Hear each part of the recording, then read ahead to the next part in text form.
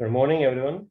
आज जो हमारा टॉपिक है दैट इज ओजोन डिप्लीशन या ओजोन लेयर डिप्लीशन। तो इसमें हम जानेंगे कि ओजोन लेयर क्या होती है, क्या उसके फायदे हैं ओजोन लेयर के, और कैसे वो डिप्लीट हो रही है, क्या वो मैकेनिज्म है, और क्या कारण है कि उसके डिप्लीट होने का, और उसको क्या उसके प्रभाव है डिप्लीट होने से, और क्या उसको कैसे उसको सेव कर सकते हैं, बचा सकते हैं, डिप्लीट होने से रोक सकते हैं। तो now first we will study what is ozone layer. The actually आप जैसे कि अर्थ होता है हमारा, तो अर्थ का जो एटमॉस्फेयर है उसको हम डिफरेंट डिफरेंट लेयर्स में डिवाइड किया हुआ है। Depends on the presence of different type of gases, और उसके अलग अलग नेचर के हिसाब से उसको अलग अलग तरह की परतों में डिवाइड किया गया है। तो जैसे अर्थ हम जहाँ पे रहते हैं उसके ऊपर का ऊपर की ओर लगभग 10 किलोमीटर की जो रेंज होती है उसको हम ट्रोपोस्फेयर बोलते हैं। और ट्रोपोस्फेयर 10 किलोमीटर रेंज तक का होता है, और उसके ऊपर जो रहता है 50 अप टू 50 किलोमीटर तक, दैट इज कॉल्ड स्ट्रेटोस्फेयर। ठीक है, ये आपने पढ़ा होगा कभी। तो जो ट्रोपोस्फेयर और स्ट्रेटोस्फेयर होता है इसके बीच में यहाँ पर जहाँ कर्सर दिखा रहा है, तो ये देखिए थोड़ा सा अलग कलर में दिखाई गई है। तो एक लेयर होती है जिसमें ओजोन के कुछ मॉलिक्यूल्स होते हैं। एक भारी भरकम लेयर होती है, एक मोटी लेयर होती है जिसमें ओजोन के मॉलिक्यूल्स होते हैं। इसी को बोलते हैं ओजोन लेयर। ठीक है। तो ozone layer is a deep blanket in the atmosphere made up of comparatively high concentration of ozone. जिस मींस ये कहाँ होती है, स्ट्रेटोस्फेयर में होती है। ठीक है ना। और इसमें क्या होता है कि जो ओजोन होती है वो हाई कंसंट्रेशन मींस अधिक मात्रा में यहाँ पर अवेलेबल होती है। As a result of its chemical composition ozone is generated as a special type of oxygen as it contains the three oxygen molecules. जो ओजोन होता है, ओजोन का जो केमिकल फार्मूला आपने पढ़ा हुआ दैट इज O3। ठीक है ना। तो ये क्या होता है कि ऑक्सीजन के तीन मॉलिक्यूल से मिलकर बना होता है। ठीक है ना। एज यूजुअल जो होता है वो टू ऑक्सीजन मॉलिक्यूल्स होते हैं, उसको हम नॉर्मली जिसको हम ऑक्सीजन गैस बोलते हैं दैट इज O2। लेकिन जो ओजोन होता है इसमें ऑक्सीजन मॉलिक्यूल्स के थ्री एटम्स होते हैं। ठीक है, तीन मॉलिक्यूल्स होते हैं, O है ना। ट्रिपल बॉन्डिंग होती है इसमें। तो इसको बोलते हैं ozone. The ozone encircles the earth and occurs naturally. जो ये ओजोन है पूरे अर्थ को इनसर्कल कर लेती है, एक तरह से ढक लेती है, इसको प्रोटेक्ट करती है। और ये नेचुरली क्रिएटेड होती है, इसमें कोई मतलब ऐसा नहीं कि ये अपने आप ही सेल्फ क्रिएटेड है। It is mainly found in the lower part of stratosphere approximately 15 to 30 kilometre means above the earth. लगभग ये जैसे कि मैंने बताया ट्रोपोस्फियर होता है आपका 10 किलोमीटर तक, इसके ऊपर फिर होता है आपका यहाँ पे देखा ना, यहाँ तक ट्रोपोस्फियर। इसके ऊपर अप्रोक्स 15 टू 30 किलोमीटर के बीच में ये होती है आपकी स्ट्रेटोस्फियर में पाई जाती है। और ये आपका 15 से अर्थ से लगभग 15 किलोमीटर ऊपर होती है। ठीक है। The ozone is extremely reactive layer. ये एक्सट्रीमली रिएक्टिव लेयर होती है। It act as a shield from the harmful ultraviolet B ray discharge from the sun. ये क्या है कि जो सन से रेज आती हैं, सन से हमारे पास धूप आती है, आपको पता है। तो उसमें क्या होता है, रेज में बहुत सारी डिफरेंट टाइप की रेज होती हैं। Ultraviolet rays, infrared rays. तो जो अर्थ के लिए, ह्यूमंस बीइंग के लिए, अर्थ अर्थ पर जो इकोसिस्टम चल रहा है उसके लिए ये कुछ हार्मफुल रेज होती है, जैसे अल्ट्रावायलेट बी रेज। तो ये उन रेज को अर्थ पर आने से रोकता है। उन रेज के लिए ये एज ए शील्ड काम करता है, मीन्स अर्थ को उन रेज से प्रोटेक्ट करता है। The ozone layer is continually being generated and broken down owing to the several atmosphere processing and chemical reactions। ये ओजोन क्या होता है कि ओजोन लेयर अपने आप ही ब्रोकन होती रहती है, अपने आप ही क्रिएटेड होती रहती है। ठीक है ना। This makes the thickness of the layer loser ozone means इस तरह से क्या है कि ये अपने आप टूट रही है different because of different reasons. और इसके केमिकल सिलेक्शन की वजह से इस तरह से ये अपने आप की अपनी जो मोटाई है वो मेंटेन करके रखती है।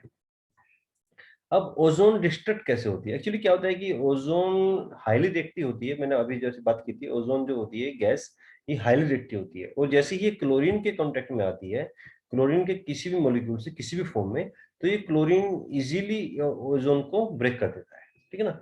तो सबसे ज्यादा जो होता है कि जैसे कि क्लोरोफ्लोरोकार्बन एक गैस होती है जो आप हमारे घरों में जो एसी और फ्रिजेस वगैरह यूज होते हैं उनमें से निकलती है। तो substance such as CFC chlorofluorocarbon, CFC यहाँ पे जो है that is chlorofluorocarbon, and other that are cited that lower the ozone ozone layer don't directly destroy the ozone. ठीक है ना। तो डायरेक्ट वो ओजोन को डिस्ट्रॉय नहीं करते। First they undergo photolysis. Forming the hydrochloride और क्लोराइड नाइट्रेट। ये जो क्लोरोफ्लोरोकार्बन्स होती हैं ये डायरेक्ट ओजोन को डिस्ट्रैक्ट नहीं करती, डिस्ट्रॉय नहीं करेगी, खत्म नहीं करेगी। क्या करेगी, पहले उसको फोटोलाइसिस रिएक्शन उसमें क्रिएट होगी। अगर केमिस्ट्री के आप थोड़ा बहुत जानते हो तो उसको जानते हो व्हाट इज फोटोलाइसिस। और ये हाइड्रोजन क्लोराइड और क्लोरीन नाइट्रेट बनाती है। Molecules that don't react with ozone directly but slowly decompose, giving among other things a small number of chlorine and chlorine monoxide molecules that catalyze the destruction of the layer. Means ये धीरे धीरे क्या होता है, chlorofluorocarbon ये hydrogen chloride में break होता है, फिर इसका क्लोरीन्स के एटम्स में in the form of chlorine monoxides इस तरह से ब्रेक होता है। और वो जो ये वाले एटम्स होते हैं क्लोरीन्स एटम और क्लोरीन मोनोऑक्साइड एटम्स, दैट ये डायरेक्टली ओजोन को डिस्ट्रॉय करते हैं, ओजोन का जो मॉलिक्यूल्स है उनको खत्म कर जाते हैं, उनको ब्रेक करते जाते हैं। The reaction involved in the process of the destruction are more than 100 but can be simplified in the following। इस तरह से आप इसकी रिएक्शन समझ सकते हो कि जैसे क्लोरीन आइटम ओजोन से रिएक्ट करेगा तो ये आपका क्लोरीन मोनोऑक्साइड बनेगा, और फिर ये आपका इस तरह से, इसको आप जस्ट समझ लीजिए कि अगर आप रिएक्शन, क्योंकि आप फैशन में हो तो इसमें ख्याल से रिएक्शन जस्ट अगर याद होती है तो समझ लीजिए, अदरवाइज कोई इशू नहीं, ठीक है। The chlorine atom act as a catalyst that is it is not consumed in the reaction। Means जो क्लोरीन एटम होता है जब ये रिएक्शन होती है, ऊपर आपने रेड कलर में देखी, मीन्स जैसे ये ओजोन के कांटेक्ट में आता है तो ये क्या करता है, ये इस रिएक्शन में कंज्यूम नहीं होता है, ठीक है ना, ये खत्म नहीं होता है एक्चुअली। तो ये क्या करता है, it destroy thousands of ozone molecules before disappear. Means ये खत्म होने से पहले थाउजेंड्स ओजोन के थाउजेंड मॉलिक्यूल्स को डिस्ट्रॉय कर चुका होता है। The bromine atom is even more destructive than chlorine। जो इसी तरह से ब्रोमीन के एटम्स जो कि इन गैसेस में होते हैं वो और भी डेंजर होते हैं, और भी खतरनाक होते हैं, और भी डिस्ट्रक्टिव होते हैं in the nature more than chlorine. Chlorine से ज्यादा डेंजर होते हैं। ये क्या करते हैं, लगभग ये एक तरह से समझ लीजिए कि इससे 10 गुना या फिर 100 गुना ज्यादा डेंजर होते हैं क्लोरीन से। On the other hand along with this chlorine,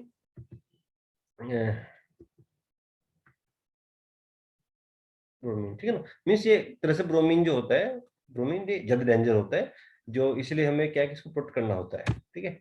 now अब ओजोन, ये तो हमने देखा कि ओजोन लेयर क्या होती है, समझ गए। ओजोन का डिस्ट्रक्शन कैसे होता है क्लोरीन कॉन्टेक्ट में आने के बाद, ये समझ गए हम। थर्स्टिक ओजोन लेयर डिप्लीशन समझने से पहले थोड़ा सा उसका बेसिक है। अब हम पढ़ते हैं कि ओजोन लेयर के फायदे क्या है, what is the advantages of ozone layer. Ozone, पहला फायदा है कि protection against cancer and contracts, ठीक है, कैटरेक्ट्स। Ozone is very efficient at absorbing the sun ultraviolet radiations even in the very small amount, ठीक है ना। तो जो ओजोन होती है, ये अभी बात की थी हमने कि जो अल्ट्रावायलेट रेज है उनको क्या करती है, एब्जॉर्ब कर लेती है, ठीक है ना।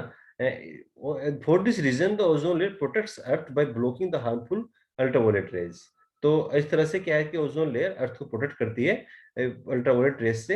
एंड दैट जो अल्ट्रावायलेट रेज जो कि ह्यूमंस में कंट्रैक्ट्स या स्किन कैंसर जैसी बीमारियां पैदा करते हैं, ठीक है ना।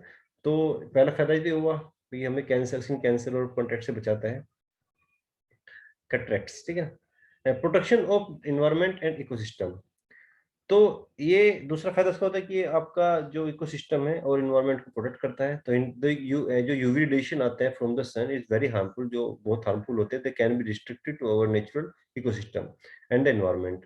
तो ये जो अल्ट्रावायलेट रेज हैं जो डायरेक्ट अर्थ पर आने से रोकती हैं, तो ये क्या करता है, डायरेक्टली हमारा जो नेचुरल प्राकृतिक इकोसिस्टम है, प्राकृतिक पारिस्थितिकी तंत्र है, उसको और इन्वायरमेंट को डिस्ट्रक्ट, उसको एक तरह से नष्ट कर सकता है।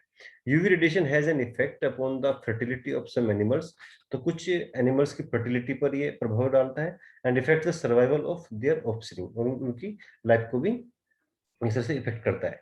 Plants are as well affected by the UV radiation as it is negatively impact their ability to develop and grow properly. Furthermore, the UV radiation determines the chemical reaction and breakdown of the various atmospheric processes which can contribute to disastrous changes in the aquatic environment and the earth ecosystem in general. For instance, if change in UV levels affect the growth and development of phytoplankton, जो कि photosynthesis में बहुत helpful होता है। तो इस तरह से क्या होता है कि ये प्लांट्स में, पौधों में, और जो हमारा एक्वेटिक इकोसिस्टम है, पानी वाला इकोसिस्टम है, वाटर इकोसिस्टम है, उसको बैडली इफेक्ट करता है। तो इस तरह से क्या करता है कि जो यूवी रेडिएशन को हमारा जो ये सन ओजोन लेयर होती है, ये उसको आने नहीं देती अर्थ पर। इस तरह से ये हमारी अर्थ के इकोसिस्टम को, एनवायरमेंट को प्रोटेक्ट करती है। Now causes of ozone depletion. अब ओजोन डिप्लीशन होता क्या है और क्या क्या कारण है, उसको थोड़ा समझ लेते हैं। तो ओजोन लेयर डिप्लीशन आप एक तरह से समझ लीजिए कि जैसे ये ओजोन हम पढ़े अभी, ओजोन लेयर जो हमें प्रोटेक्ट कर रही है। अब होता क्या है कि जैसे हम बहुत सारी गैसेस डायरेक्टली इनडायरेक्टली यूज करते हैं, जिसमें सबसे ज्यादा हार्मफुल होती है chlorofluorocarbon.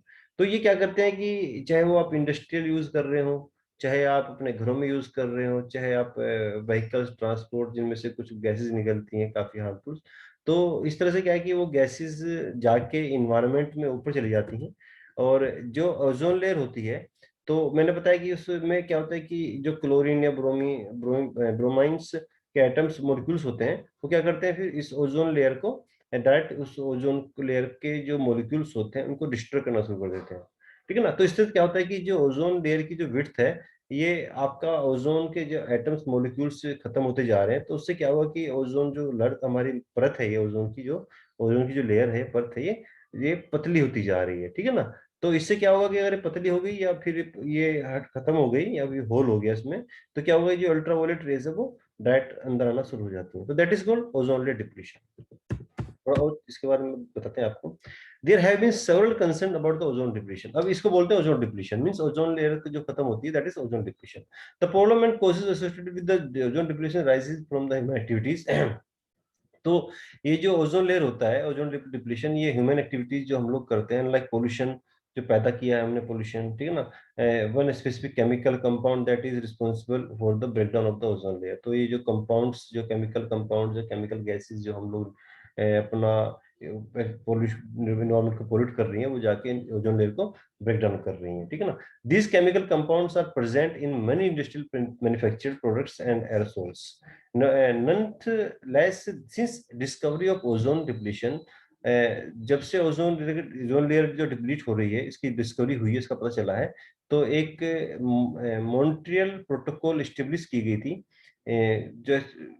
Just to regulate the manufacturing and use of this chemicals compounds. जो जो केमिकल कंपाउंड्स जो कि राइट ओजोन लेयर को हार्मफुल कर रहे हैं, तो उनको रेगुलेट, उनको एक तरह से उनका यूज, उनको जो हार्मफुल गैस रिलीज हो रही हैं, उनकी मात्रा कम करने के लिए इंटरनेशनल लेवल पे एक प्रोटोकॉल बनाई गई थी सभी कंट्रीज में आपस में, that is called Montreal protocol.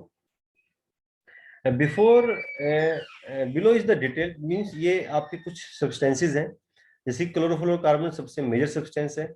Other कुछ क्या डिप्लीशन सब्सटेंसेस हैं, और कुछ केमिकल्स हैं, तो उनके बारे में हम जान लेते हैं। क्लोरोफ्लोरोकार्बन सबसे बड़ा सब्सटेंस है, तो इसको तो आपको लिखना होता है। तो chlorofluorocarbon is a primary cause, ये सबसे बड़ा कारण है। इंडस्ट्रियल प्रोडक्ट्स इंक्लूडिंग सॉल्वेंट्स, ठीक है ना, साबुन, सोप वगैरह आप यूज करते हो, स्प्रे एरोसोल्स यूज करते हो आप लोग, insulating foams, take away containers and cooling utilities such as refrigerators and air conditioners use chlorofluorocarbons. ठीक है ना। तो रेफ्रिजरेटर्स और जो एसीज होते हैं, वो क्लोरोफ्लोरोकार्बन यूज करते हैं।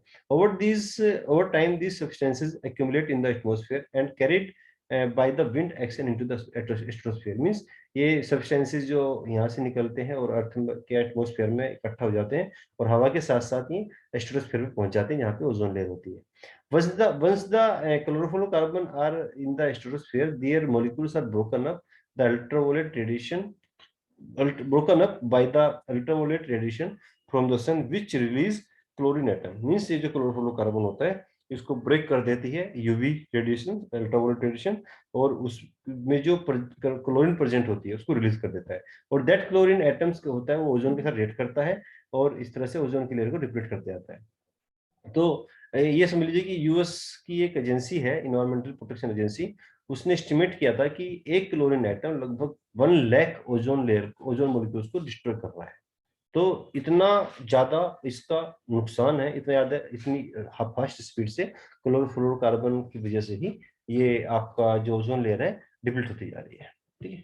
तो that is the biggest substance, और इसके बहुत सारे रीजन है जो हम लोग रिलीज करते हैं यहाँ से। तो ये मोटा मोटा इसके बारे में थोड़ा समझ लीजिए कि हुआ क्या है। ठीक है, एक बार फिर से मैं रिपीट कर देता हूँ, देख लीजिए कि जो क्लोरोफ्लोरोकार्बन गैस होती है, ये हम जो इंडस्ट्रियल यूज है हमारा, चाहे साबुन वगैरह है या फिर स्प्रेज, ये कुछ जिन चीजों में हम लोग यूज करते हैं, रेफ्रिजरेटर, एसी वगैरह, तो इससे क्या होता है कि ये जो क्लोरोफ्लोरोकार्बन रिलीज होती है या निकलती है, इन्वायरमेंट में पहुंच जाती है। ठीक है ना। और टाइम के साथ साथ क्या होता है कि ये इन्वायरमेंट्स में जाके सीधे स्ट्रेटोस्फेयर में पहुंच जाती है, इकट्ठा मतलब हवा के साथ साथ। अब वहां पे जाके क्या होता है कि जैसे ही यूवी रेडिएशन इसके पास इस पे पड़ता है, तो वो इसको ब्रेक कर देता है, सीएफसी को, क्लोरोफ्लोरोकार्बन को। और इसको ब्रेक करने के साथ होता क्या है कि जो उसमें प्रेजेंस क्लोरीन होती है, उनको वो अलग कर देता है। और वो जो क्लोरीन होती है, अब क्योंकि वहाँ ओजोन है पहले से ही, तो ओजोन के साथ रिएक्ट करती है और वो ओजोन लेयर को डिस्ट्रॉय करना शुरू कर देती है, ओजोन सब्सटेंसेस को, ओजोन की जो मॉलिक्यूल्स हैं उनको डिस्ट्रॉय करना शुरू कर देती है। तो इस तरह से क्या है, ओजोन लेयर अपनी डिप्लीट होती जा रही है। और यूएस की एक एजेंसी थी, इन्वायरमेंटल प्रोटेक्शन एजेंसी, उसने एस्टिमेट किया था कि लगभग 1 chlorine molecules destroy the 1 lakh molecules of ozone. ठीक है ना। तो इतना भारी भरकम नुकसान होता है इसका। कुछ अदर सब्सटेंसेस हैं, ठीक है ना, जैसे कि केमिकल्स लाइक ग्रुप, जो बहुत सारे अदर, इसके बाद जो बहुत सारे केमिकल्स हैं, बहुत सारे गैसेस हैं, उनको बोला गया, उनको जो केमिकल सब्सटेंसेस उनको एक तरह से ग्रुप में नाम दे दिया गया, अदर ओजोन डिप्लीशन सब्सटेंसेस। ठीक है ना। तो जैसे कि यूज ऑफ पेस्टिसाइड्स, ठीक है ना, methyl chlorine used in making industrial solvent, and halons used in fire extinguisher, just like the chlorofluorocarbon. ठीक है ना। तो ये सब सब्सटेंसेस हैं जो एक तरह से मिलके, इनका रेयर यूज करते हैं, लेकिन ये भी एक तरह से भारी मात्रा में इकट्ठे हो जाते हैं, और इन सबको ग्रुप में एक तरह से बोल देते हैं कि अदर डिप्लीशन सब्सटेंसेस। तो अनदर रीजन ये है ओजोन लेयर डिप्लीशन का। कुछ other chemicals just like natural present similarly reaction with the good ozone, including chlorines के atoms हैं, और हाइड्रोजन मोनोऑक्साइड्स हैं, and now which belongs to the chlorine, जिसमें मतलब जो केमिकल्स जिसमें कहीं ना कहीं डायरेक्टली इनडायरेक्टली कोई भी ऐसा पेस्टिसाइड्स या कुछ भी जिसमें डायरेक्टली इनडायरेक्टली ओजोन क्लोरीन के एटम्स होते हैं, तो वो भी जाके, वो भी एक तरह से बहुत सारे, वो कहीं ना कहीं कम मात्रा में होते हैं, लेकिन वो इकट्ठा होके आपका स्ट्रेटोस्फीयर में पहुंच जाते हैं, और सेम चीज वो भी करते हैं। तो these are the causes of ozone layer depletion. ठीक है। अब इफेक्ट क्या होता है ओजोन लेयर डिप्लीशन का? इफेक्ट ये है कि ozone layer depletion can have some serious consequence on effect on human health, आदमी के स्वास्थ्य पर, प्लांट्स पर, मैरीन इकोसिस्टम पर, बायो बायोजियोकेमिकल साइकिल्स पर, जैसे कि आपने ऑक्सीजन साइकिल, ये सब चीज साइकिल पढ़े ना, and earth environment. Let us see each one of this in details. ठीक है ना, वन बाय वन देख लेते हैं होगा। तो effect on bio bio geochemical cycles पे। ठीक है ना। अब इन पे क्या होता है कि इंक्रीज इन यूवी रेडिएशन, जैसे कि अभी मान लिया ये डिप्लीट हो रही है और यूवी रेडिएशन आना शुरू हो जाता है धीरे धीरे करके, तो UV radiation alters both source and sink of green houses in the biosphere. तो होता क्या है कि जो भी ग्रीन हाउसेज गैसेस के जो सोर्सेज हैं, उनको ये डिप्लीट चेंज करना शुरू कर देता है। ठीक है ना। तो अब जैसे कि कार्बन डाइऑक्साइड है, कार्बन मोनोऑक्साइड है, कार्बोनिल सल्फाइड्स है, ओजोन है, पॉसिबली बहुत सारी गैसेस हैं जिनको एक तरह से ग्रुप में ग्रीन हाउस गैसेस बोल देते हैं। तो उनका जो जो सोर्सेज है, जो कि इन्वायरमेंट को एक तरह से, ये ग्रीन हाउस गैसेस का काम क्या होता है कि ये अर्थ को एक तरह से गर्म, हम अर्थ पे गर्माहट महसूस करते हैं, गर्मी महसूस करते हैं, तो ये कहीं ना कहीं वो एक तरह से ग्रीन हाउस गैस की वजह से होता है। इसके बारे में डिटेल में हम आगे पढ़ेंगे कि ग्रीन हाउस गैसेस क्या होते हैं, ग्रीन हाउस इफेक्ट क्या होता है। तो the change in the UV levels will contribute to the biosphere atmosphere feedback that mitigates the अब होता क्या है कि जैसे ही भाई ओबियस सी बात है कि जैसे अल्ट्रावायलेट रेज अर्थ पर आई, और ये जो जो कि हर अर्थ का एक टेम्परेचर, एक एनवायरनमेंट मेंटेन करके बैठी हैं ग्रीन हाउस गैसेस, तो इन गैसेस का जो प्रोडक्शन है, इनका जो खत्म होने की चीजें हैं, वो सब चीजें अल्ट्रावायलेट रेज से चेंज हो जा रही हैं, जिससे क्या है कि जो सारे सारे जो साइकिल्स हैं, तो वो सब बदल बदल जाते हैं, उनमें उन पे बैटरी इफेक्ट होता है ना। इफेक्ट ऑन प्लांट्स की ग्रोथ रुक जाती है। ठीक है ना। तो प्लांट्स का फर्टिलाइजेशन रुक जाता है, प्लांट्स जैसे ही अल्ट्रावायलेट रेज अर्थ पर आती हैं, तो इस तरह से बैडली इफेक्ट करता है प्लांट्स पर। ठीक है। Now effect of human health के बारे में बात की थी कि आपका स्वास्थ्य पर आपकी बहुत सारी बीमारियां डायरेक्ट, अगर आप डायरेक्ट ये पहुंचाता है तो उस पर बैडली इफेक्ट करता है। इफेक्ट ऑन मैरीन इकोसिस्टम, तो जो मैरीन इकोसिस्टम होता है उसको भी बैडली इफेक्ट करता है, जैसे ये अल्ट्रावायलेट रेज होती हैं और डायरेक्ट अगर पानी में पहुंच जाती है तो पानी में जो इकोसिस्टम बना हुआ है, जहाँ पे बहुत सारे जीव हैं, बहुत सारे पेड़ पौधे हैं, तो उनको भी, उनकी ग्रोथ को, उनकी फर्टिलाइजेशन को बैडली इफेक्ट करता है। उससे पूरा का पूरा मेरीन इकोसिस्टम ही बैडली इफेक्ट हो जाता है, एक गंदा उस पर प्रभाव पड़ता है, और उसका पूरा प्रभाव वो कहीं ना कहीं लॉन्ग टर्म्स में उन्हें खत्म करते चला जाता है। उनमें बहुत सारे डिफरेंट टाइप, अलग अलग तरह की बीमारियां पैदा होने शुरू हो जाती हैं। तो these are the effects of ozone layer. देखिए जैसे कि स्किन कैंसर, स्किन में इचिंग, ये सब चीजें होना शुरू हो जाती हैं।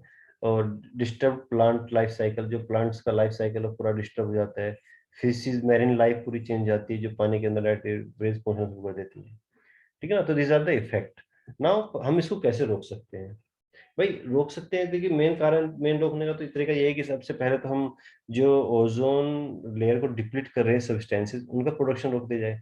तो वो क्या क्या है, जैसे कि सबसे बिगेस्ट है वो आपका क्लोरोफ्लोरोकार्बन है, बहुत सारे अदर केमिकल्स सब्सटेंसेस हैं जिनमें कहीं ना कहीं क्लोरीन डायरेक्टली इनडायरेक्टली प्रेजेंस है।